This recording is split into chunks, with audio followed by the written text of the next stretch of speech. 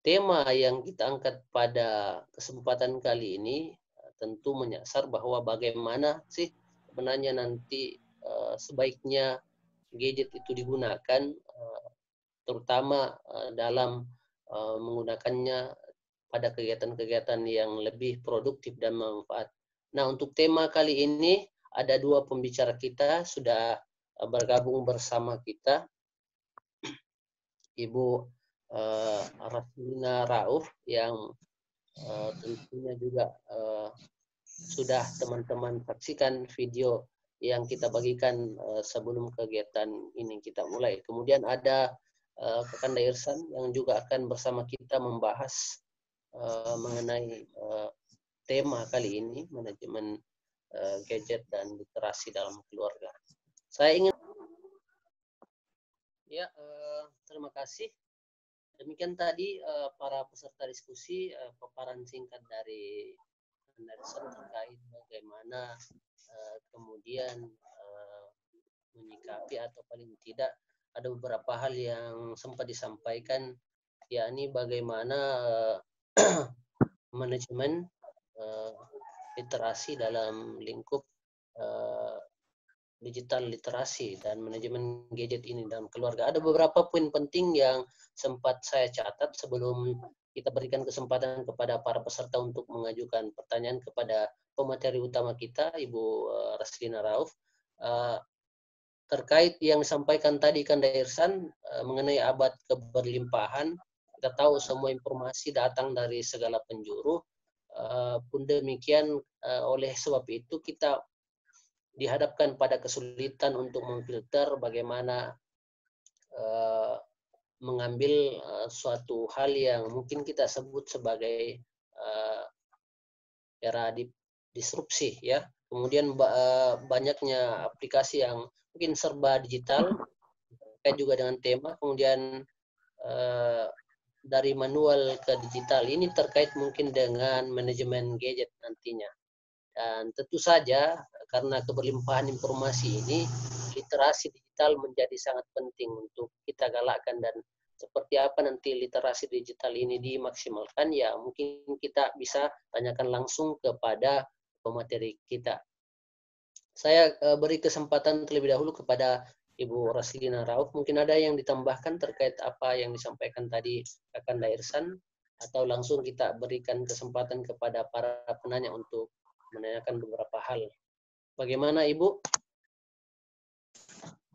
Ya, mungkin bisa langsung dilempar ke peserta. Ya, baik, kami sampaikan kepada para peserta yang sedang dan telah bergabung bersama kami di kesempatan kita pada sesi kelima ini. Silakan mengajukan pertanyaan dan aktifkan mic untuk bertanya, dan bagi teman-teman yang mungkin tidak sempat bertanya secara langsung bisa juga menghubungi host lewat chat. Kira-kira seperti itu. Silakan, ada yang ingin ditanyakan? Langsung diaktifkan mic-nya untuk mengajukan pertanyaan. Bapak, Ibu, silakan.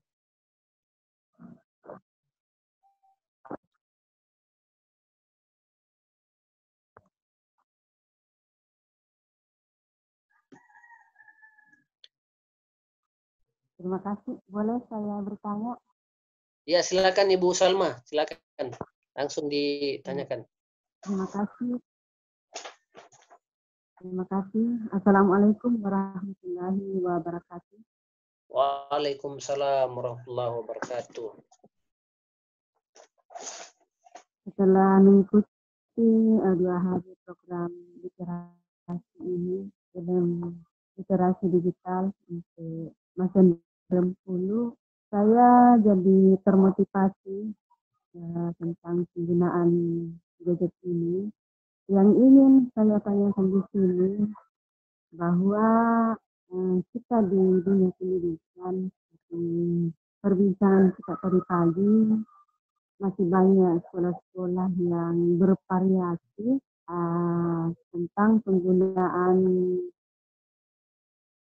gadget ini. Kemudian yang paling perlu sebenarnya ditumbuhkan adalah motivasi bahwa kita sekarang sudah berada di era digital, seharusnya kita sebagai orang tua dan guru dalam hal ini yang berperan di dunia pendidikan merasa bahwa digital ini adalah sesuatu yang sangat dibutuhkan.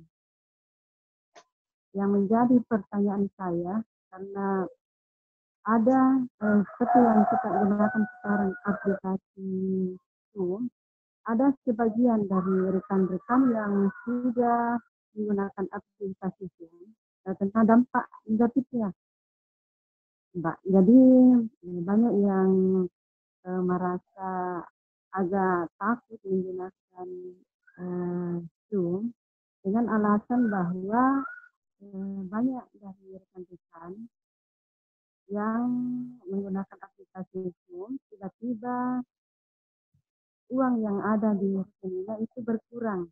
Nah, bagaimana dengan hal ini?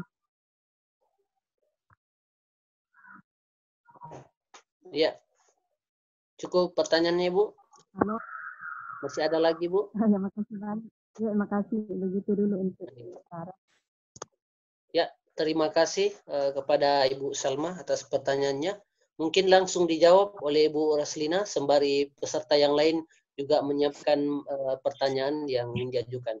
Silakan Ibu. Maaf, mungkin moderator bisa mengulang kembali stressing pertanyaan, soalnya saya tidak terlalu jelas sebenarnya. Iya. Terima kasih.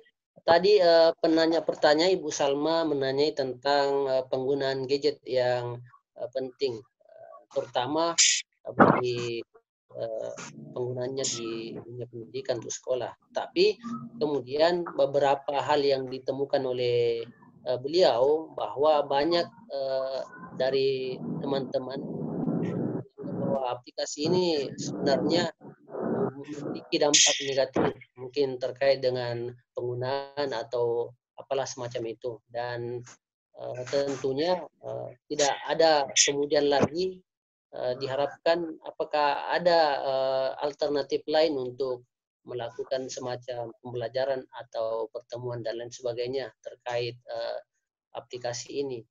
Kira-kira seperti itu pertanyaannya. Ya. Oke, baik ya. Saya pikir untuk ada kemudian halo.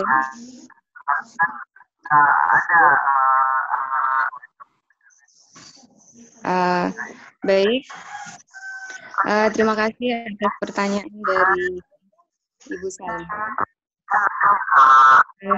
Saya pikir untuk perlu kita pahami bahwa gadget sebagai sebuah media digital itu hanyalah sebagai sebuah alat atau alat sarana atau alat bantu yang memudahkan kita sebagai manusia untuk kemudian melaksanakan aktivitas keseharian kita.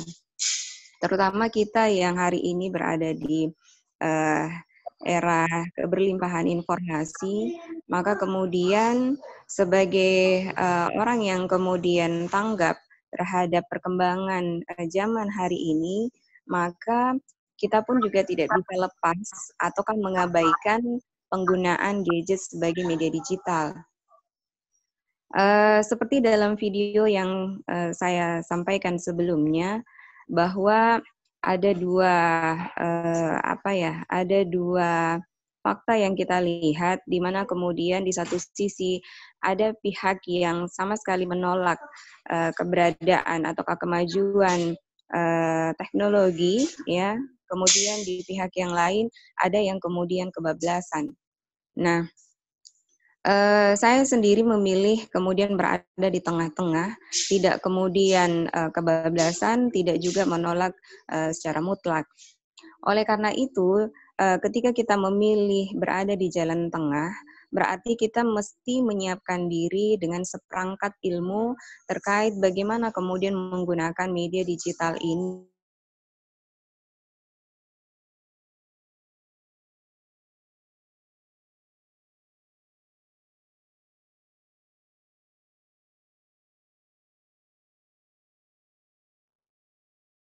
Ya, agak gangguan suaranya, Ibu Raslina. Agak gangguan. Ke sana. Nah, cuman yang menjadi permasalahan adalah banyak juga di antara kita yang kadang sulit untuk menjangkau itu. Kenapa? Karena kalau saya pribadi menelaah, ini seolah-olah literasi digital ini tidak merakyat gitu. Maksudnya tidak merakyat karena yang bisa mengakses itu ya orang-orang yang berduit. Yang berduit dalam hal ini yang bisa beli handphone, yang bisa beli laptop dan sebagainya, dan bisa beli kuota. Yang tercukupi lah untuk sampai ke sana. Artinya ada unsur eksklusivitas di dalam literasi digital ini. Nah, itu. Jadi mungkin ada mungkin dari pemateri atau dari, karena kalau saya perhatikan juga tadi ada Pak Irsan sedang bermasalah komputernya, dan Ibu Raslina kayaknya tadi ada ini juga. Jadi mungkin begini, sekedar saran, mungkin kita diskusi lepas saja terkait tema kita hari ini. Di sini ada juga, saya lihat ada Pak Suparman yang sudah bergabung, yang saya banyak mungkin juga pengalamannya tentang tema ini yang bisa berbagi pengetahuan kepada kita semua. Jadi ya kembali itu tadi. Jadi saya mau melihat bahwa literasi digital ini adalah sesuatu yang bersifat eksklusif, tidak merakyat gitu. Jadi belum lagi kalau misalnya saudara-saudara kita yang berada di daerah-daerah pedalaman yang belum dijangkau oleh internet misalnya. Nah, bagaimana menyikapi itu sementara pendidikan dalam hari ini atau orang yang mau belajar itu tidak dibatasi, semua punya hak untuk belajar. Nah, kalau kita berfokus ke literasi digital ya tidak semua, karena itu memang sifatnya eksklusif, elit. Mungkin itu saja dari saya, sekedar celoteh singkat dari ontai di pinggir jalan. Terima kasih. Kembali ke terima kasih atas pertanyaan, atau mungkin juga bisa kita sebut sebagai tanggapan dari Kakanda kece dan keren. Ya, sebelum kita lanjut ke penanya selanjutnya, telah bergabung kembali bersama kita Kakanda Irsan. Tadi saya ingin meneruskan kembali apa yang ditanyakan atau ditanggapi oleh Kakanda Naim terkait peran perpustakaan dalam era digital ini, terutama bagaimana memaksimalkan penggunaan media literasi digital. Ditanggapi, dan tentunya kami mengharapkan kepada peserta sebelum mengajukan pertanyaan silakan diaktifkan mic-nya dan bisa dinonaktifkan untuk sementara waktu ketika pemateri sedang menjawab. Silakan Kak Irsan. Ya, baik. Mohon maaf tadi agak bermasalah komputernya, error, jadi sempat tidak mengikuti pertanyaan. Ya, mungkin pertanyaannya masuk itu dari Pak Naim dan Pak Suherman ya. Ya, yang pertama saya ingin respon dari Pak Naim terkait peran perpustakaan di era digital. Jadi sebetulnya kalau bagi saya yang paling siap untuk era digital ini salah satunya adalah perpustakaan. Kenapa saya katakan demikian? Karena kita ambil contoh dari perpustakaan digital Enrekan itu sudah ada. Artinya sebetulnya sudah ada akses bagi masyarakat untuk membuka buku secara digital dimanapun dan kapanpun. Nah, namun memang persoalannya aplikasi Enrekan ini itu juga akan bersaing dengan aplikasi-aplikasi yang lain seperti yang saya jelaskan tadi di presentasi, bahwa keberlimpahan informasi diantaranya adalah aplikasi Nah, bagi anak-anak misalnya tentu aplikasi yang lebih cenderung akan digunakan ya lebih banyak kepada hiburan atau entertain. Nah, sementara akses yang sifatnya untuk belajar itu kadangkala masih digunakan atau baru digunakan pada saat gurunya misalnya memberi tugas atau pada saat diberikan dorongan. Nah, ini memang tugas yang harus selalu dilakukan, didorong. Nah, persoalan tadi ada kesan eksklusivitas dari konsep atau ya bukan lagi sebetulnya konsep terkait literasi digital ini. Memang yang pertama yang kita sadari bahwa saat ini masyarakat tidak semua memiliki akses untuk bisa memiliki perangkat teknologi semacam smartphone. Nah, sementara kita ketahui ya HP-HP yang tipe seperti jadul atau yang tidak bisa online itu ya itu sangat sulit dan tidak mungkin digunakan. Yang kedua, selain belum meratanya akses perangkat itu, memang jaringan dan juga kemampuan orang membeli kuota atau data untuk berinternet. Nah, kalau mau dikembalikan memang hanya akan digunakan oleh para yang punya modal atau punya kemampuan untuk itu. Tapi ketika kita berbicara kira-kira bagaimana peran perpustakaan untuk sedikit memudahkan akses itu, sebetulnya di beberapa perpustakaan desa juga yang seperti tadi saya paparkan di presentasi, itu sudah menyediakan akses internet dan komputer gratis. Jadi masyarakat yang tidak punya perangkat dan juga tidak punya kemampuan membeli kuota dan internet bisa memanfaatkan perpustakaan desa yang sudah menyediakan internet dan komputer gratis. Ada beberapa. Kalau kemarin kita punya program di perpustakaan yang disponsori oleh Coca-Cola Foundation dan kemudian dilanjutkan oleh Perpustakaan Nasional, itu sudah ada sekitar kalau tidak salah totalnya 30-an perpustakaan desa.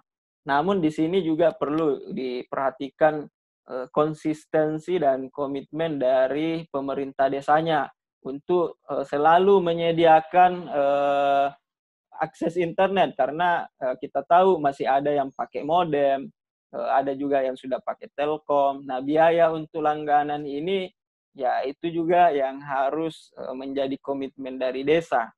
Nah, di samping para pengelola perpustakaan desa ini punya semacam keaktifan untuk mengajak orang datang belajar, karena kadangkala masyarakat biasa yang menganggap dirinya sudah tidak sanggup lagi, tidak mau lagi belajar, itu harus didorong bahwa sekarang tidak ada istilah terlambat untuk belajar.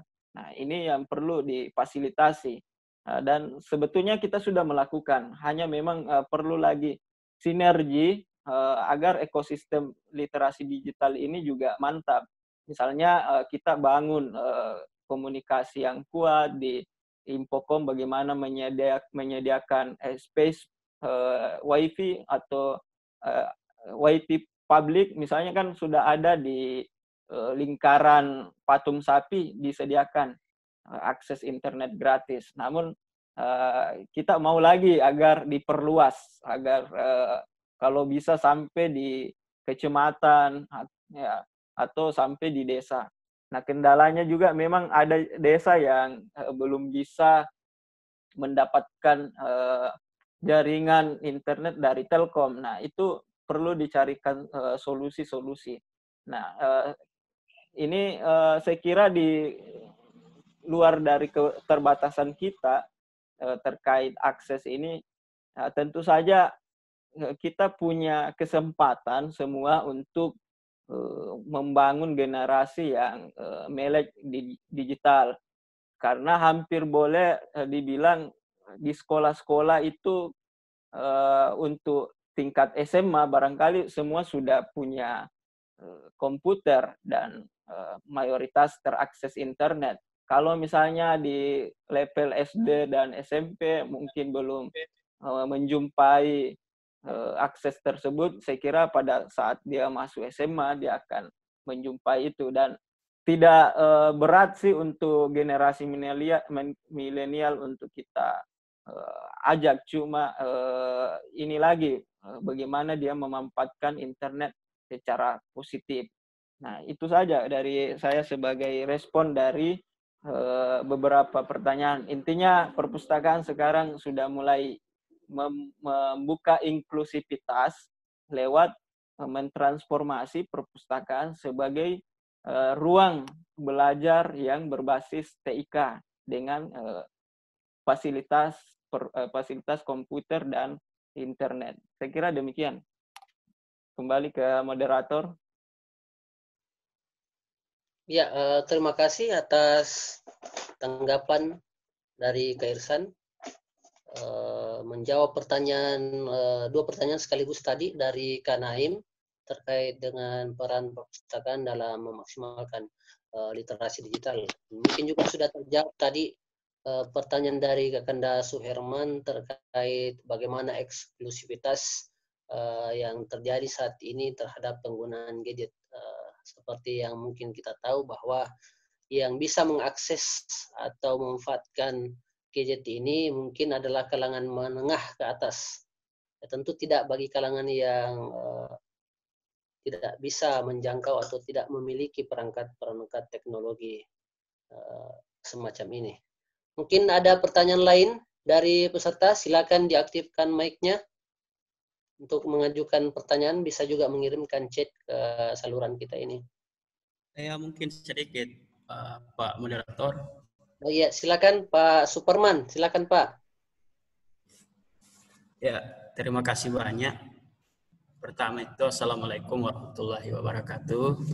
Waalaikumsalam. Terima kasih banyak.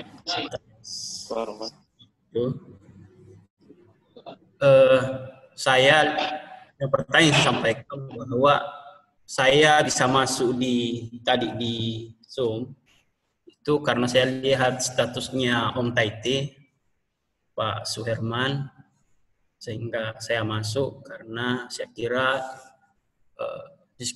diskusi-diskusi yang seperti ini sebenarnya perlu untuk dikembangkan.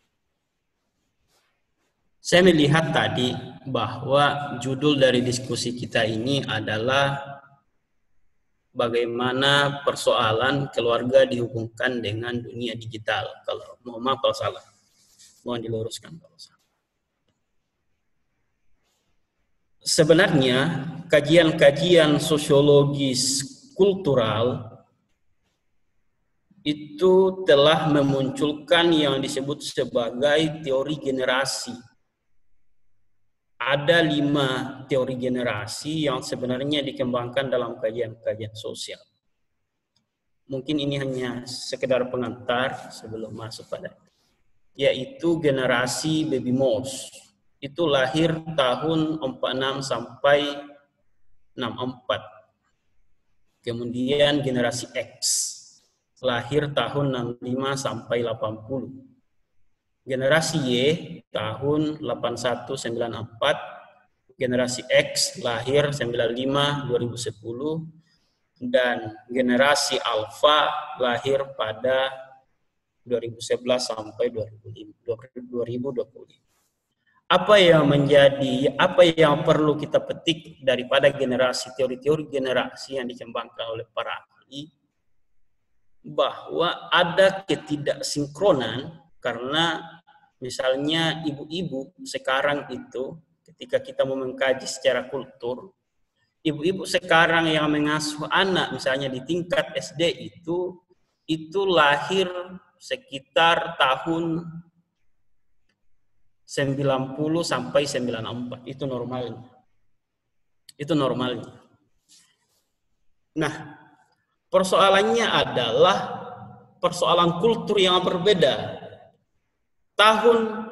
Dinamakan tahun generasi Y tadi, itu tahun yang sedang mengasuh anak-anak SD sekarang itu tidak bisa disinkronkan apa yang dimau antara anak dengan ibu. Maka muncullah pertentangan dalam keluarga. Sebenarnya ini kajian COVID.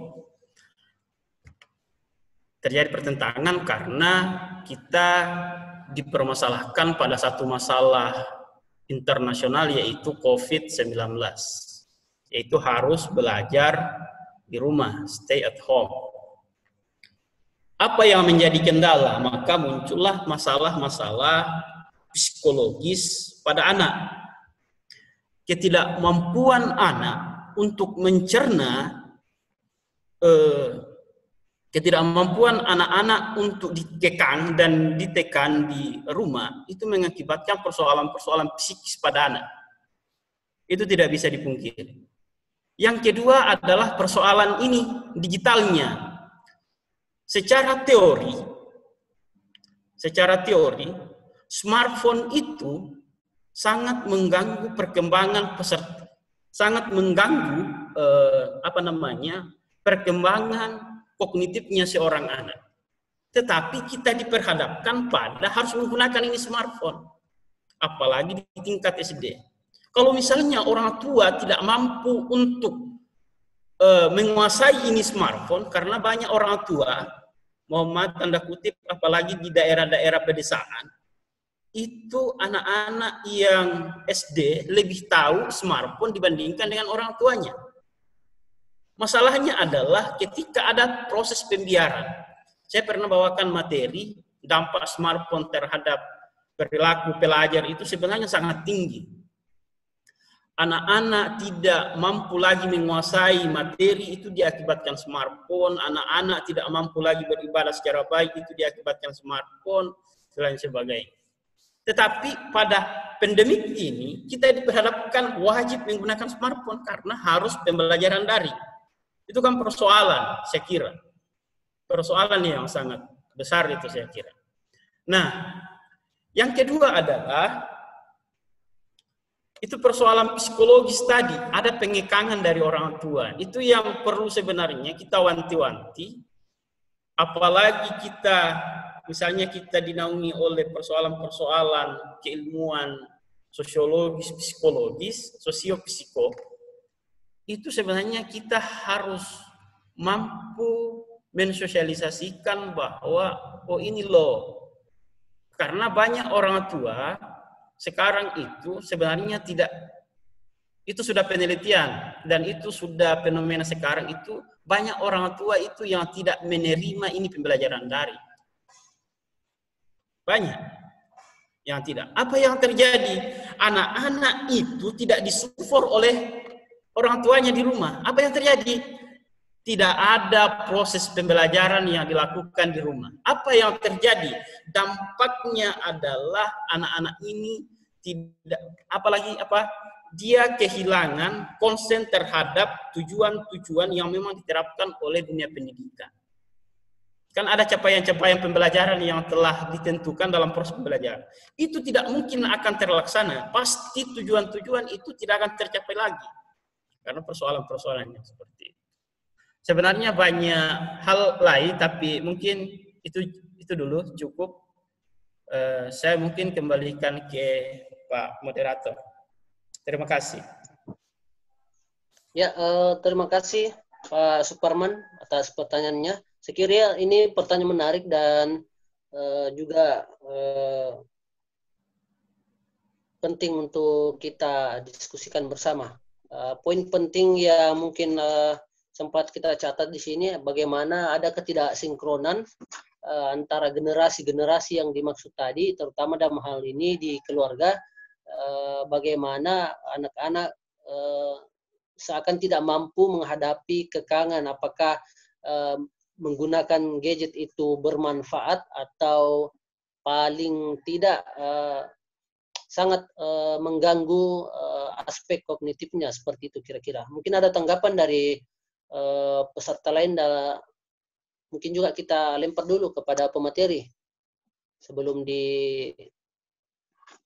ditambahkan oleh peserta yang lain. Kak Irsan mungkin menjawab atau Ibu Raslina?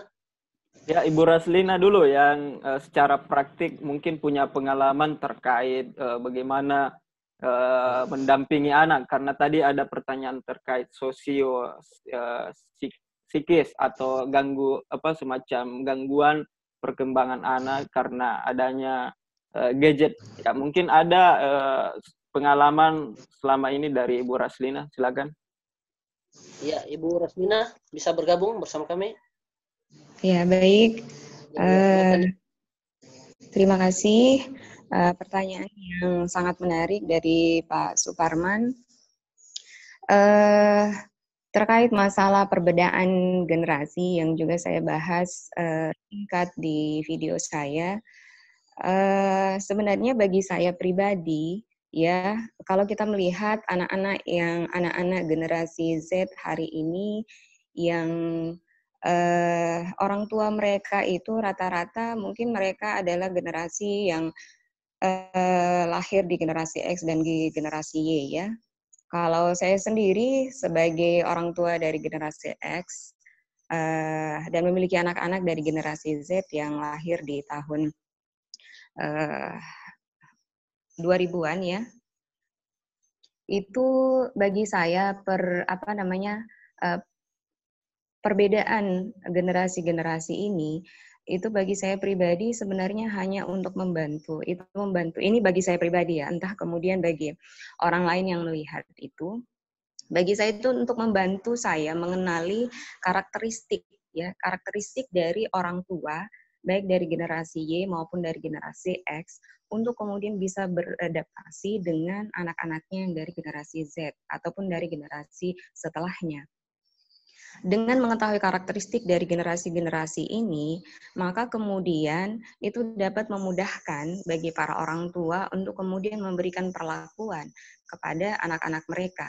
Sebagai contoh, bagi saya sebagai generasi X, yang kemudian ketika kelahiran kita itu nanti usia SMA, kalau saya secara pribadi itu baru mengenal komputer, maka saya harus melakukan adaptasi secara cepat terkait dengan perkembangan teknologi, khususnya gadget, ya, untuk kemudian bisa membersamai dan memberikan pendampingan yang berkualitas kepada anak-anak saya, gitu.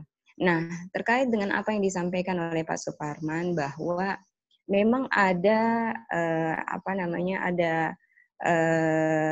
efek negatif bagi anak-anak yang kemudian mengkonsumsi gadget secara berlebihan. Ya, tadi di awal saya sudah sampaikan bahwa saya berada di posisi tengah, ya, yang kemudian tidak kebablasan dan tidak juga menghindari atau menafikan perkembangan teknologi. Karena saya menganggap bahwa sudah sewaktunya, ya, sudah merupakan kewajiban kita sebagai orang tua untuk kemudian menggunakan gadget ini sebagai alat bantu. Ya. Jadi titik tekannya adalah alat bantu. Ya, alat bantu orang tua untuk kemudian memaksimalkan potensi yang dimiliki oleh anak-anak.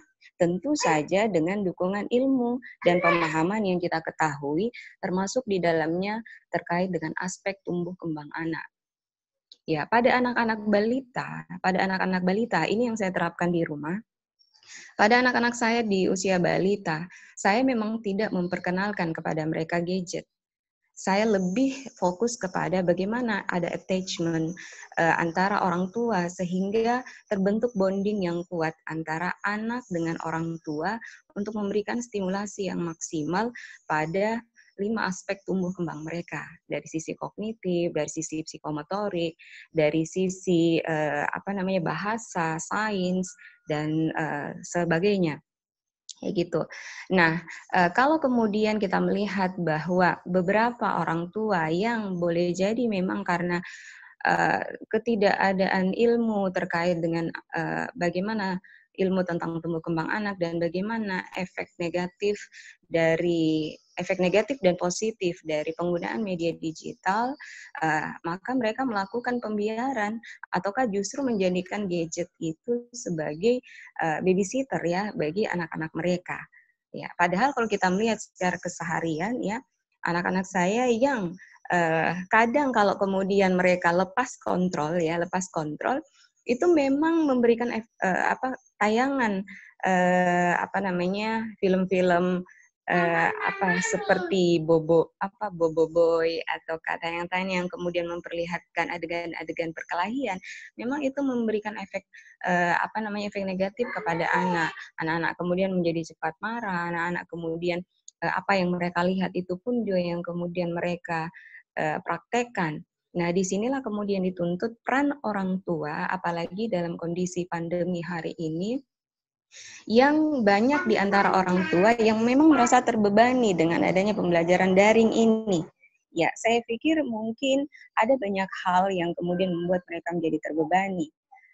Cuma bagi saya, ketika kita memahami bahwa sebenarnya peran utama pendidikan itu adalah ada pada orang tua, ya. Ada pada orang tua. Kalau selama ini kemudian orang tua itu merasa senang-senang saja karena pendidikan itu diserahkan ke sekolah, nah ketika kemudian itu dipulangkan anak-anaknya itu ke rumah, mereka kemudian menjadi tergagap. Karena kenapa? Karena tidak siapnya mereka secara mindset dan tidak siapnya mereka secara ilmu bagaimana kemudian membersamai anak-anak mereka di rumah. Jadi kalau saya menerapkan manajemen gadget ini pada anak-anak, seperti yang saya sampaikan di dalam video saya, itu ada pembatasan, bagi anak-anak tergantung usia mereka dan konten-konten apa saja yang kemudian mereka boleh tonton, ya. Dan ada jadwal harian yang saya buat untuk mereka, untuk kemudian mengajari mereka disiplin dan hidup mereka tidak hanya fokus kepada gadget. Gitu. Jadi ada waktu-waktu yang kemudian mereka akan bergaul dengan gadget, kemudian ada waktu-waktu produktif lainnya. Dan kemudian satu hal terakhir ya, bahwa dalam pemikiran kita sebagai orang dewasa adalah bagaimana kemudian menjadikan anak-anak kita itu tidak hanya sebagai konsumen seperti yang disampaikan oleh Pak Irsan tadi, tetapi juga dia sebagai produsen terhadap konten-konten yang ada di dalam media digital. Kalau saya, untuk anak-anak saya yang bungsu itu, karena dia memang sering menonton tayangan-tayangan yang sesuai passionnya, karena dia suka masak-masak, maka yang saya tontonkan ke dia itu adalah terkait dengan dia masak-masak atau kemudian tayangan video, dan ini kemudian memberikan efek positif. Pertama itu dari segi peningkatan perbendaharaan kosakata, ya, kebenaran kosakata, kemudian kepercayaan diri untuk kemudian juga membuat video yang sama dengan apa yang dia tonton. Kemudian untuk anak yang lebih besar itu pada kegiatan-kegiatan prakarya, saya kemudian memberikan waktu lebih kepada mereka untuk menonton homemade itu prakarya untuk kemudian mereka praktekkan di rumah. Apalagi kemudian dua anak saya ini adalah anak yang kemudian memiliki jenis kecerdasan sensing yang memang tidak bisa diam, ya, harus bergerak terus. Saya pikir untuk kemudian yang menjelang remaja, bagaimana kemudian mengajak dia untuk lebih produktif di dalam menggunakan gadget, utamanya dalam pertemanan dengan teman-teman mereka, supaya dia tidak terkena imbas dari pertemanan dunia maya yang kemudian kita lihat banyak sekali efek-efek negatifnya. Saya pikir mungkin itu. Ya, terima kasih Bu Roslina atas jawabannya mengenai pertanyaan yang disampaikan tadi oleh Pak Suparman. Bagaimana Pak? Mungkin ada yang masih ditambahkan?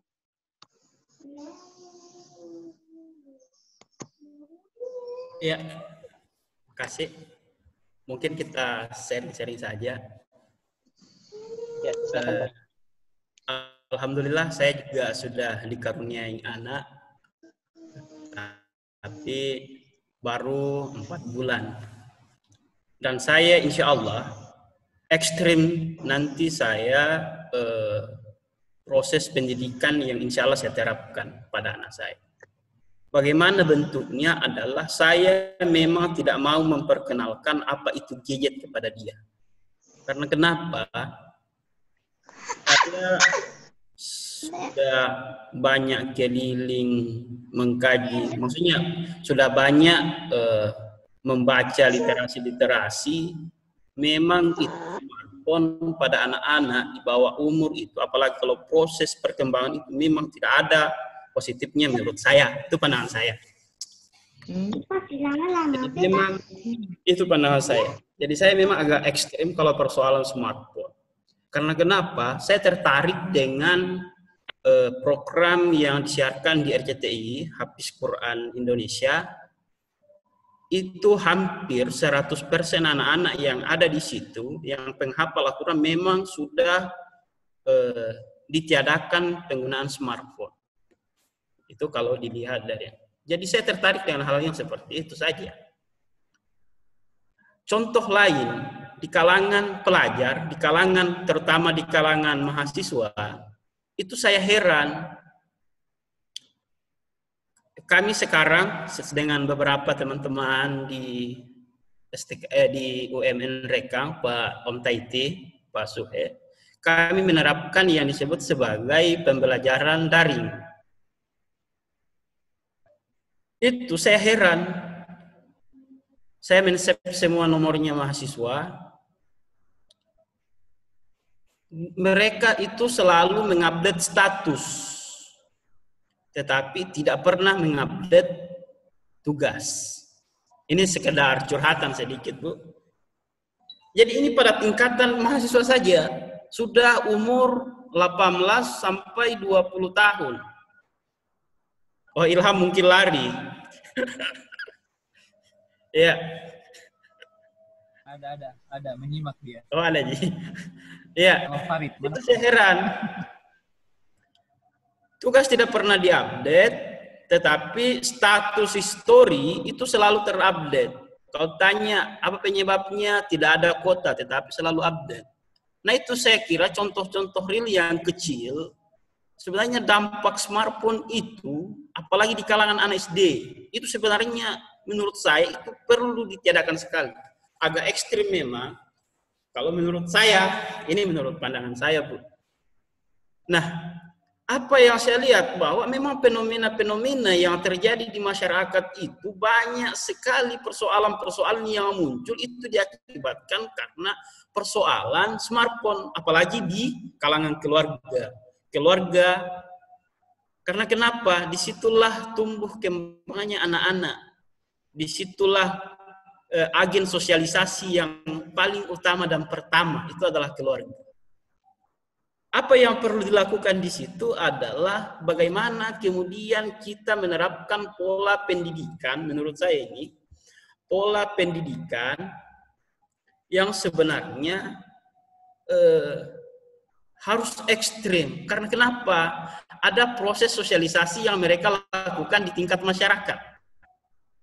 Maka untuk menyaingi ini proses sosialisasi di masyarakat yang ekstrim, penggunaan smartphone, penggaya hidup, lifestyle, dan sebagainya, maka pola pendidikan yang harus kita terapkan di keluarga harus ekstrim. Supaya ada keseimbangan, menurut pandangan saya. Itu teori-teori, agak-agak teori-teori sosiologis kontemporer, itu bukan sosiologi klasik, itu memang menyatakan seperti itu. Saya kira begitu, Bu. Meskipun saya memang agak ekstrim kalau persoalan-persoalan seperti ini, insya Allah saya terapkan ke anak saya, meskipun baru 4 bulan, itu insya Allah saya memang tidak mau memperkenalkan apa itu smartphone.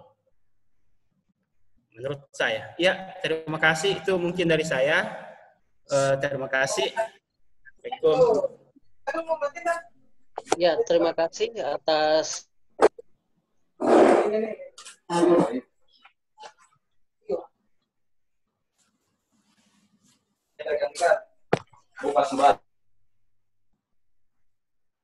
Ya, sepertinya ada gangguan ya.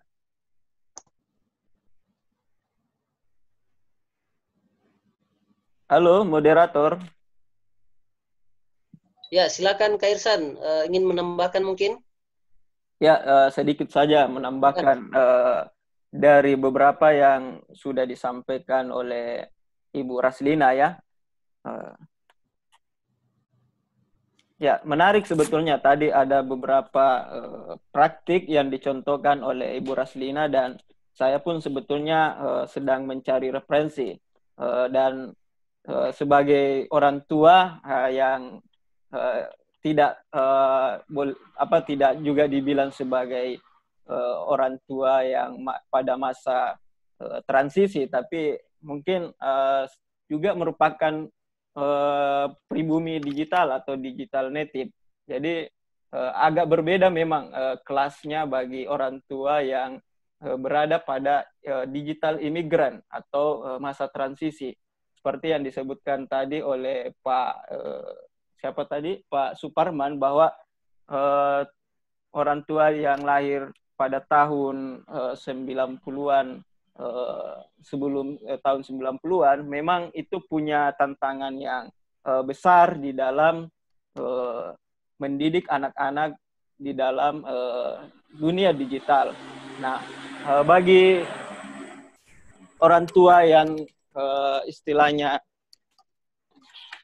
lahir pada tahun 90-an, tentu itu akan berbeda. Nah, makanya sebetulnya kalau kita ingin mengambil peran, misalnya memfasilitasi orang tua yang sebelum masa... Halo, tes? Cek. Ya, silakan. Bisa didengarkan, silakan lanjutkan, Kaisar. Oh ya, saya kira terputus ya.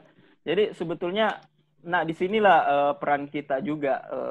Saya mungkin dari sisi pustakawan itu menyediakan ruang bagi orang tua kita, ibu-ibu yang masa digital imigran ini untuk bagaimana punya pengetahuan di dalam literasi digital ini, sehingga ketika kembali ke rumahnya setelah mendapatkan pelatihan misalnya di ruang literasi, itu mulai mengikuti ritme dari anaknya yang digital native ini. Jadi kita tidak lantas membiarkan anak itu berkembang juga dengan sendirinya, karena saya yakin akan ada masa di mana anak itu entah di usia berapa dia akan melihat teman-temannya yang lain yang menggunakan gadget, dan itu akan menimbulkan penasaran dan ingin mencari tahu.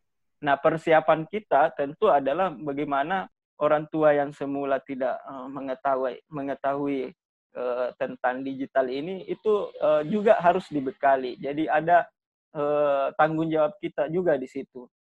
Kalau secara ekstrim tadi bahwa dikatakan itu adalah pilihan kita masing-masing sebetulnya. Saya pun juga masih terkendala dalam soal bagaimana mendekatkan anak dengan gadget misalnya di usia berapa misalnya. Tapi kalau kita kembali di gerakan literasi sekolah, maka sebetulnya di sekolah mulai di tingkat SD sebetulnya sudah ada program yang namanya literasi digital. Ada 6 kategori literasi dasar dan salah satunya di dalam adalah literasi digital. Nah, ini tentu ada panduan-panduan, modul-modul. Jadi mungkin di sini tetap kita harus menyiapkan peran kita, jadi mulai dari sekolah, lalu keluarga, dan juga lingkungan. Karena begini, ada banyak contoh kasus memang, misalnya yang sering kami alami di perpustakaan, itu dalam masa pandemi ini anak-anak kan ditugaskan mengerjakan tugas di rumah, tetapi ternyata karena alasan internet tidak ada di rumah atau kotanya tidak ada, maka dia bergeser ke perpustakaan. Walaupun di kemudian ternyata ada yang menggunakan internet hanya untuk bermain. Nah, tentu itu tugas kita untuk menyampaikan bahwa sebaiknya menggunakan internet secara positif. Tetapi itu tidak akan maksimal bila mana di tingkat sekolah dan juga keluarga tidak selesai untuk menanamkan karakter atau budaya pembelajar seorang anak. Jadi ketika dia datang ke perpus, maka yang terjadi tentu tidak sesuai dengan yang diharapkan. Padahal misalnya perpustakaan itu kita inginnya juga menjadi representasi kemandirian belajar anak. Jadi ada peran yang penting di keluarga dan sekolah yang harus istilahnya kalau boleh dibilang dituntaskan. Nah, di samping memang tentu saja lingkungannya dan komunitasnya seperti perpus juga punya peran. Jadi kita perlu ada ekosistem literasi digital yang memang akan membangun nuansa. Jadi ketika misalnya temannya terlihat menggunakan internet secara positif, maka anak itu juga bisa mengikuti tren itu. Dan kita selalu biasa mengatakan bahwa kalau dia berteman dengan orang-orang baik, nantinya juga dia akan menjadi baik. Misalnya itu contoh-contoh. Nah, terkait ya pertentangan dalam keluarga, memang ya itu tadi harus dilihat juga dari status dari orang tua itu. Jadi kalau memang orang tuanya dari tingkat, ya ini yang sempat disinggung oleh Pak Suherman, eksklusivitas karena tidak punya perangkat sehingga tidak bisa mengikuti ritme anak yang sedang bertumbuh. Nah itu tambahan saya dari beberapa tadi pembicara. Sebetulnya tadi beberapa slide juga sempat kita singgung hal itu terkait bagaimana literasi digital saat ini menjadi bahkan dikatakan kemarin Pak Jokowi, Pak Presiden, bahwa data atau era data sekarang itu menjadi aset untuk bonus demografi. Bahkan kenapa kemudian arahan-arahan untuk pengembangan pembelajaran itu berbasis teknologi, karena negara kita ini sepertinya ingin mengembangkan mengembangkan perusahaan-perusahaan bisnis dan pekerja-pekerja yang mampu menguasai teknologi-teknologi yang saat ini berkembang. Saya kira begitu ya. Saya kembalikan ke moderator. Ya, terima kasih atas tanggapan dari Kanda Irsan. Sebelum mungkin kita ke penanya selanjutnya atau penanggap selanjutnya, kami mengucapkan selamat menjalankan ibadah sholat asar bagi teman-teman peserta diskusi yang mungkin ingin melaksanakannya. Mungkin ada tambahan dari teman-teman yang lain?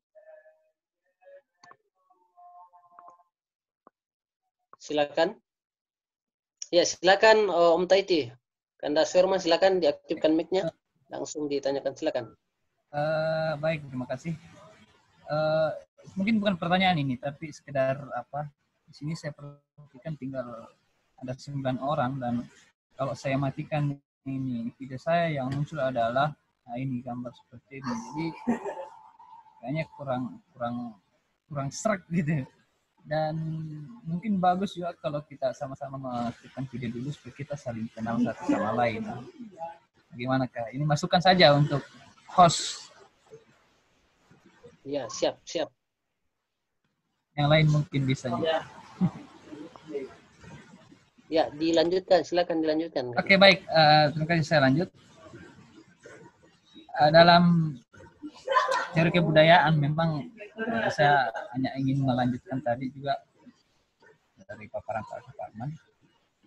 Itu ada teori yang dicetuskan oleh partai asal namanya Yasser Kamil Filiang. Itu tentang dunia yang dilipat. Nah, saya kira ini persoalan gadget ini adalah salah satu contoh atau bukti konkret dari atau pengejauhan tahan dari teori yang itu, bahwa dunia sekarang sudah dilipat. Kayak sekarang ini merupakan manifestasi dari dunia yang telah terlipat gitu. Dimana kita bisa bertemu, kita bisa saling tersenyum, saling tatap dalam ruang yang berbeda tapi waktu yang sama. Kalau dulu kan ruang yang kita bisa bertemu di dalam ruang yang sama dan waktu yang sama. Nah, sekarang kita sudah bisa bertemu di dalam ruang yang berbeda tapi waktu yang sama. Nah, saya lanjut. Kata piliang itu manifestasi selanjutnya dari dunia yang dilipat dalam bentuk gadget atau dan sebagainya yang bersifat teknologi, internet, teknologi komunikasi dan sebagainya. Itu dampak lanjutannya adalah semacam mengecilkan sesuatu, ya, mengkerdilkan segala sesuatu atau menginstankan segala sesuatu gitu. Sama kalau misalnya kita makan mie instan, nanti pemikirannya kita jadi instan, kata klasiknya begitu. Nah, jadi itu dampak lanjutannya seperti itu, bahwa segala sesuatunya akan menjadi instan. Nah, sementara ini sangat bertolak belakang dengan proses pendidikan dalam hal ini, karena yang namanya proses pendidikan dan pembelajaran kita dituntut untuk tidak instan. Kita harus diajar bagaimana berproses, karena dari proses itu kata teori-teori pendidikan mengatakan bahwa proses itulah yang akan memunculkan pengetahuan, memperkuat karakter, kepribadian dan sebagainya. Nah, kalau misalnya segala sesuatu yang sudah jadi instan, itu akan berdampak pula pada perkembangan manusia secara keseluruhan. Jadi ada semacam keterbalikan antara tujuan yang ingin dicapai sementara metodologi yang digunakan itu seperti itu gitu. Jadi agak bertolak belakang. Metodologinya seperti ini, tujuannya seperti itu gitu. Nah, itu yang menurut saya agak masih kurang terkait ini, khusus dengan literasi digital ya, karena saya mau bicara soal pengembangan sumber daya manusia. Belum lagi yang tadi. Kemudian saya sedikit mencurigai juga sih sebenarnya literasi digital ini, tadi sudah disampaikan oleh Person juga terkait apa yang pernah dikatakan Pak Jokowi, bahwa saya mencurigai bahwa ini sebenarnya tidak lain dari kolonialisme tingkat 2. Kenapa? Karena seolah-olah tadi sudah sempat disinggung oleh Ibu tadi bahwa diwajibkan menggunakan atau diwajibkan mengetahui dan sebagainya. Itu sudah bahasa-bahasa yang keluar seolah-olah sesuatu ini wajib gitu. Padahal masih banyak instrumen lain yang bisa digunakan dalam hal ini. Makanya tadi saya ambil tadi pengecualian bagaimana kalau orang yang saudara-saudara yang memang belum bisa menjangkau itu, sementara mereka juga mau belajar. Gitu. Nah, jadi saya mencurigai bahwa ada semacam kolonialisme baru di sini. Ada penjajahan kecil-kecilan di dalam ini.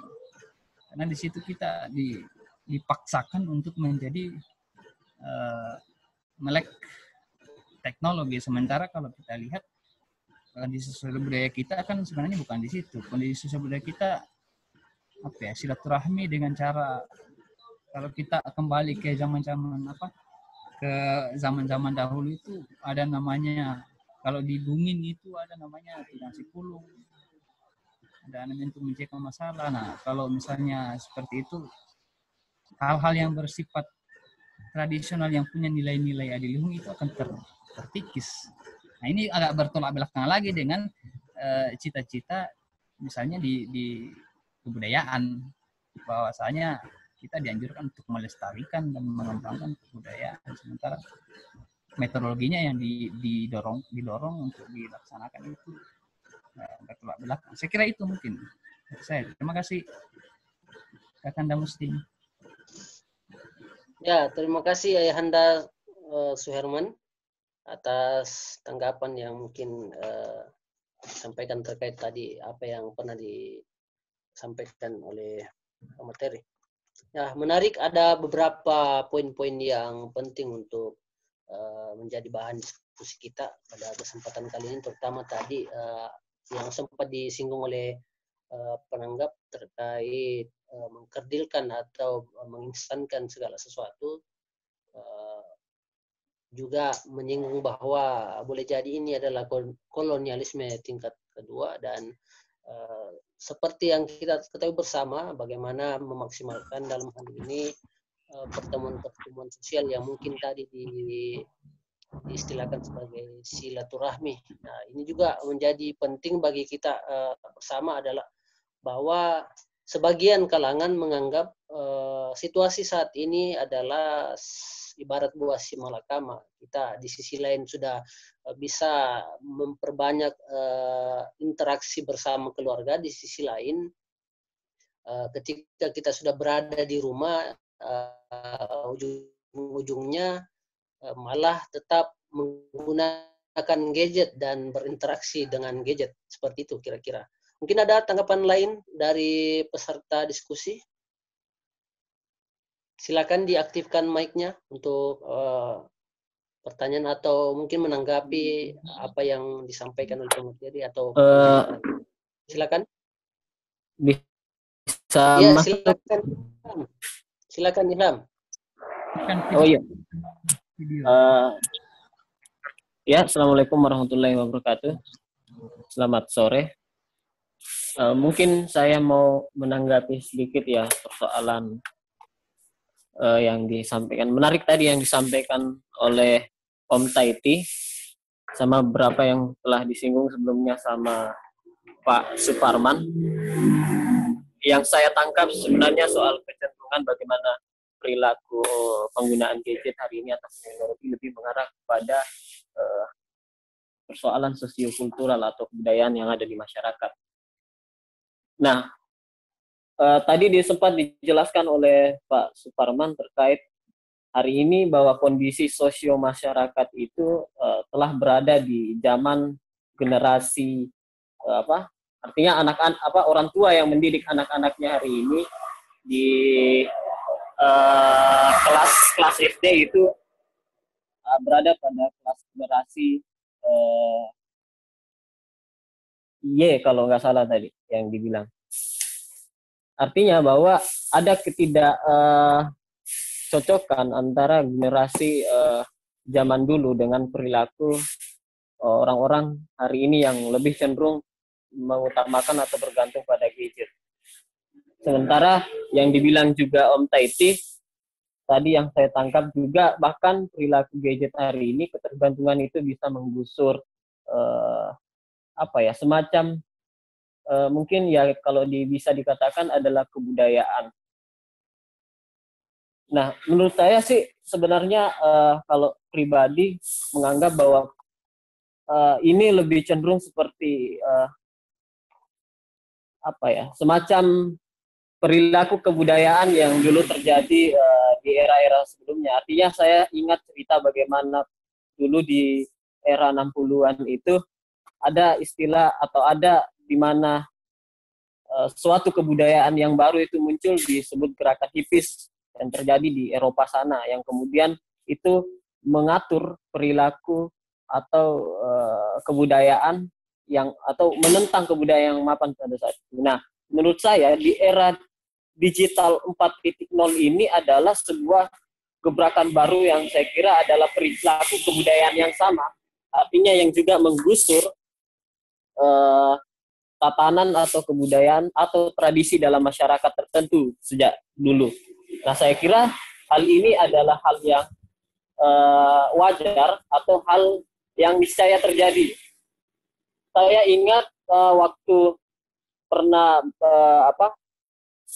menemukan sebuah ini juga penjelasan bahwa dalam teknologi, dalam hal ini adalah gadget. Artinya penggunaan gadget hari ini yang dikhawatirkan oleh orang-orang sebenarnya tidak seseram juga sama yang dibayangkan. Artinya posisi gadget itu sebenarnya netral dan dia punya posisi yang menengah. Dia adalah sebuah benda mati kalau kata Don Igde dalam filsafat teknologi. Dan itu sebenarnya bisa dibuktikan bahwa posisi gadget itu adalah posisi tengah, artinya dia punya dampak positif dan dampak negatif termasuk dalam perkembangan literasi digital saya kira. Misalnya hari ini beberapa platform atau media itu menyiapkan batasan-batasan konten yang sesuai dengan umur atau perilaku penggunanya. Misalnya YouTube kini hadir itu yang selalu dikhawatirkan sudah hadir YouTube Kids misalnya. YouTube Kids itu ya berguna untuk membatasi perilaku anak. Kemudian Facebook harus dianjurkan 18 tahun ke atas. Kemudian Twitter dan begitu juga dengan platform yang hari ini berkembang. Nah, saya kira mengapa saya agak cenderung lebih setuju juga dengan penjelasan Ibu tadi bahwa hari ini memang kecenderungan kita itu sepenuhnya dikuasai oleh teknologi. Artinya ya itu juga karena pengaruh bahwa hari ini corak generasi atau corak perkembangan manusia dari regenerasi itu selalu dipengaruhi oleh corak produksi saya kira. Kalau dulu zamannya orang berburu, kemudian berpindah ke zaman feodal, dan hari ini ya saya kira zaman kapital di mana salah satu yang mendasari kapital itu adalah perkembangan teknologi, salah satunya ya gadget. Nah mungkin itu hanya tanggapan aja sih sedikit soal bagaimana regenerasi itu berjalan dan kemudian bagaimana sebenarnya peran gadget ini dalam tatanan kebudayaan yang saya kira itu hal yang niscaya terjadi sih sebenarnya. Dan tinggal kita saja yang mengatur bagaimana posisi literasi digital itu bisa menyesuaikan dengan platform teknologi hari ini. Makanya saya sepakat dengan Pak Irsan tadi yang ketika dia bilang bahwa hari ini perpustakaan daerah dan nasional sudah memfasilitasi platform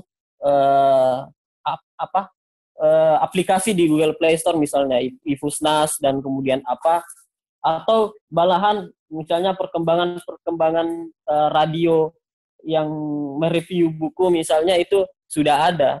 Tinggal kita memanajemen dalam ruang lingkup terkecil, artinya literasi digital terkecil ya dalam ruang lingkup keluarga. Saya kira seperti itu ya. Terima kasih. Mungkin lebih. Assalamualaikum warahmatullahi wabarakatuh.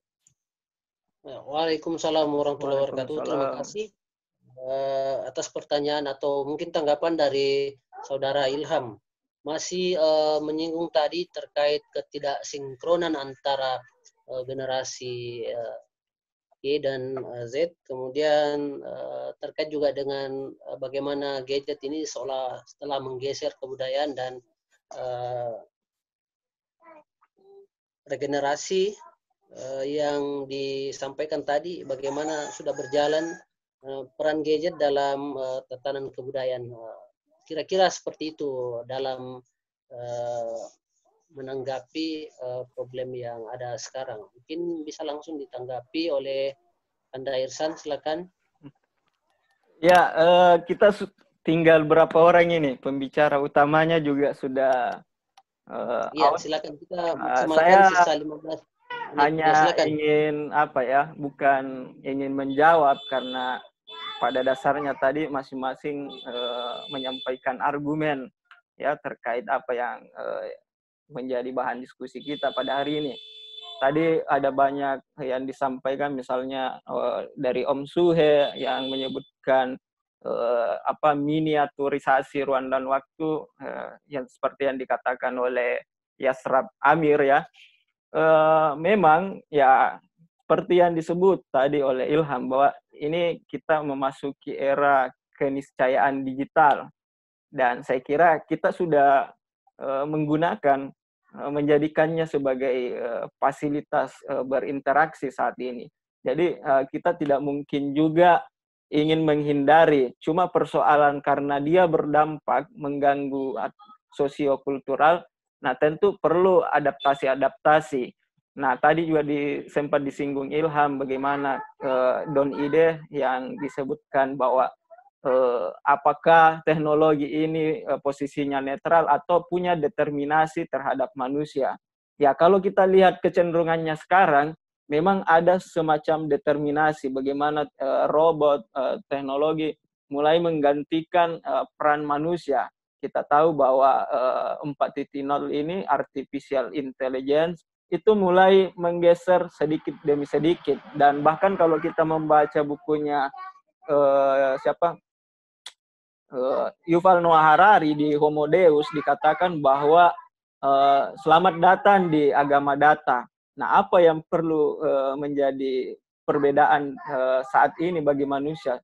Karena di agama data ini atau era data ini ternyata semua pengetahuan itu sudah diminiaturisasi atau disederhanakan dalam bentuk mesin pencarian.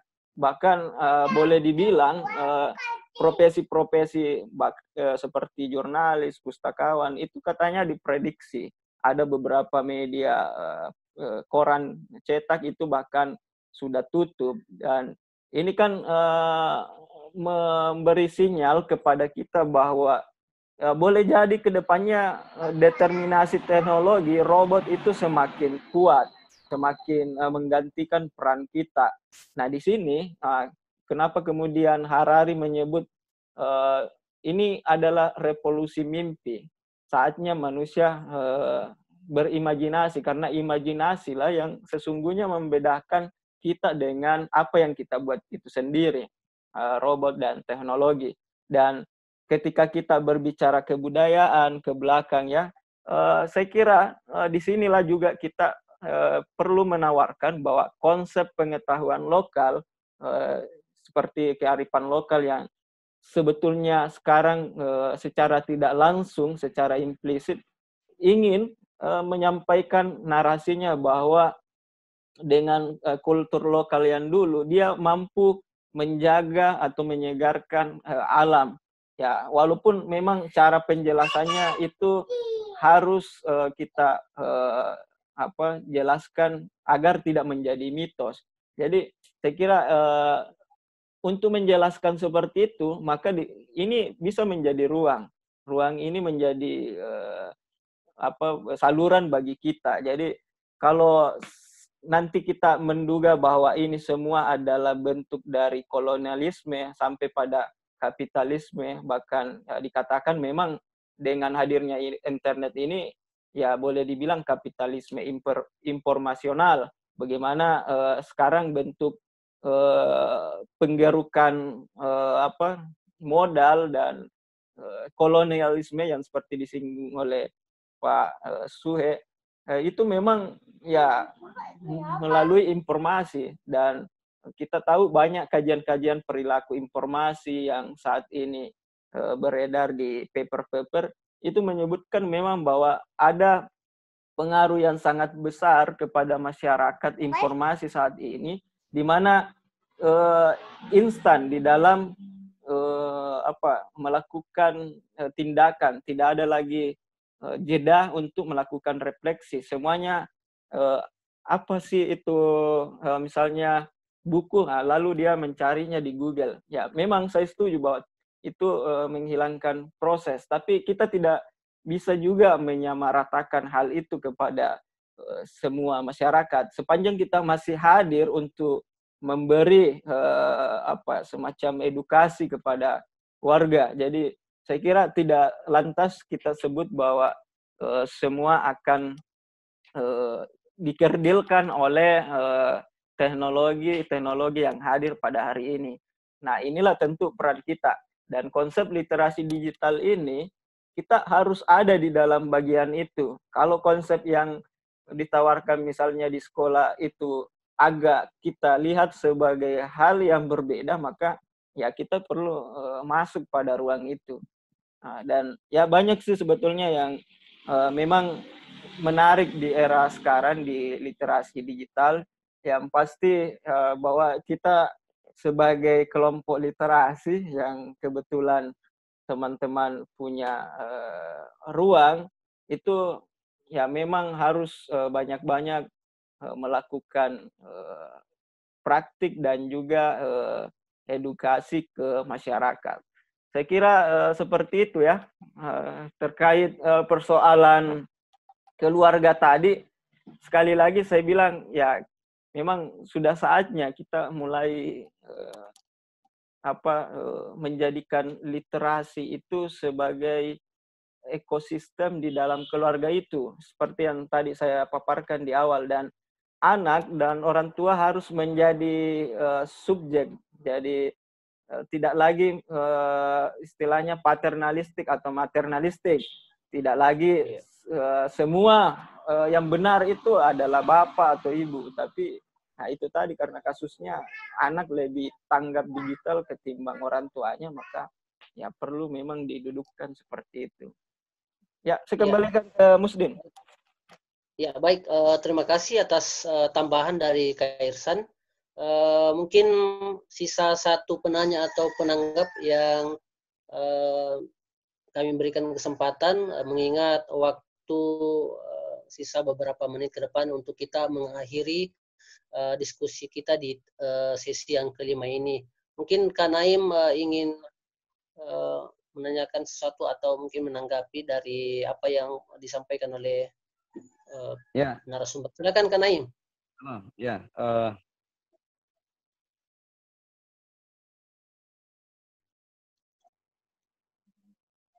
Jadi literasi dalam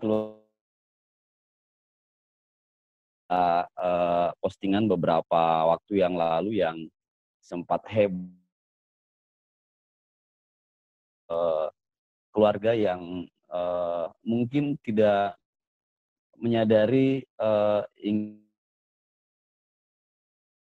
karena di antara kelompok keluarganya ada yang tiba-tiba foto, jadi itu merebak, dan ini memang mengupload, mengunggah atau itu tidak dengan mengambil literasi di dalam keluarga seperti yang disampaikan oleh teman-teman harus dipraktekkan dari menit ke menit, ke hari, sehingga praktek-praktek itu bisa membuat bermedia kita bisa menjadi baik. Paparan intern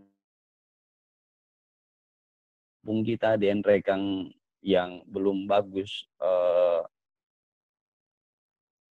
literasi, daya penggunanya sangat sebutlah misalnya banyak di media-media sosial teori-teori konspirasi yang menjadi sebuah kebenaran, padahal bisa jadi itu adalah informasi-informasi. Mungkin karena di media sosial banyak akun-akun anonim, jadi orang bisa saja karena fisik atau wujudnya tidak kelihatan, jadi ujaran-ujaran kebencian menjadi nyaman bagi para pelakunya, bagi orang-orang yang memang tingkat bukan pendidikan sih sebenarnya, tapi asupan informasi yang benar, asupan informasi yang acak-adut gitu. Jadi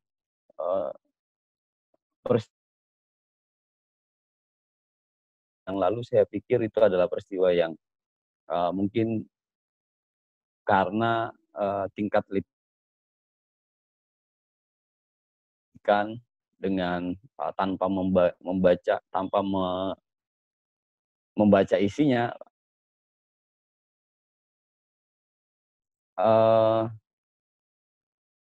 ya begitu teman-teman, bahwa kencang memang memberikan himbauan atau mempraktekkan bagaimana saat pandemi ini sangat penting. Terima kasih. Ya, baik. Terima kasih atas tanggapan atau mungkin tambahan dari Kanda Naim. Kita menangkapnya mungkin lebih kepada bagaimana kesiapan kita untuk memaksimalkan peran kita ke depan terkait penggunaan atau memaksimalkan literasi digital di tengah pandemi ini. Mungkin dengan terakhirnya tadi tanggapan atau pertanyaan dari Kanaim, tambahan dari Kanaim, mungkin berakhir pula kesempatan kita kali ini di sesi kelima. Sebelumnya saya ingin memberikan kesempatan kepada Kanda Irsan untuk narasumber kita pada kesempatan kali ini. Mungkin ada closing statement atau statement terakhir sebelum kita mengakhiri kegiatan di sesi kelima ini. Silakan Kak Irsan. Ya, terima kasih kepada Musdin. Ya, mohon maaf Pak Agus Salangan baru bergabung, kita sudah ada di penghujung acara. Ya, salam Pak. Ya, jadi seperti diskusi teman-teman semua bahwa memang dibutuhkan sekarang literasi digital, namun karena literasi digital ini sebagai sebuah keniscayaan bagi kita semua hari ini, maka tentu seperti yang saya sampaikan tadi, itu perlu kita mulai dari membangun ekosistem literasinya, mulai dari sekolah, keluarga, dan lingkungan.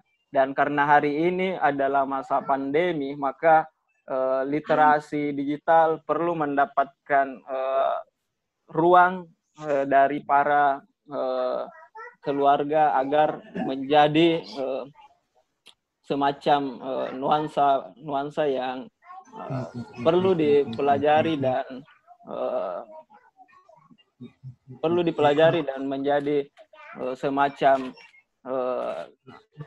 membangun rumah pengetahuan agar menjadi tempat yang paling penting dalam peningkatan literasi ke depannya. Nah, ini saya kira sebetulnya tadi banyak pengalaman langsung yang disampaikan oleh Ibu Raslina terkait bagaimana manajemen gadget dan juga literasi dalam keluarga. Saya pun sendiri sementara mempelajari bagaimana praktik literasi digital di dalam keluarga, karena ya itu tadi bahwa ini merupakan keniscayaan. Dan saya kira itu saja dari saya sebagai penutup untuk diskusi kita pada hari ini. Ya. Saya kembalikan kepada moderator Musdin. Ya, terima kasih. Tambahan sekaligus closing statement dari Kanda Irsan. Baik kepada para peserta, Bapak Ibu, teman-teman sekalian peserta Festival Online Literasi Masa Remput di sesi kelima ini yang mengangkat tema manajemen gadget dan literasi digital dalam keluarga. Semoga diskusi kali ini dapat menambah wawasan kita bersama, pengetahuan kita bersama, terutama bagaimana memaksimalkan penggunaan gadget dan literasi digital, khususnya dalam lingkungan keluarga. Terima kasih kepada seluruh peserta yang telah berpartisipasi. Semoga apa yang kita lakukan pada kesempatan kali ini di bulan yang penuh berkah ini mendapatkan manfaat. Terima kasih. Billahi fisabil haq, kami tutup. Assalamualaikum warahmatullahi wabarakatuh. Selamat menantikan berbuka puasa.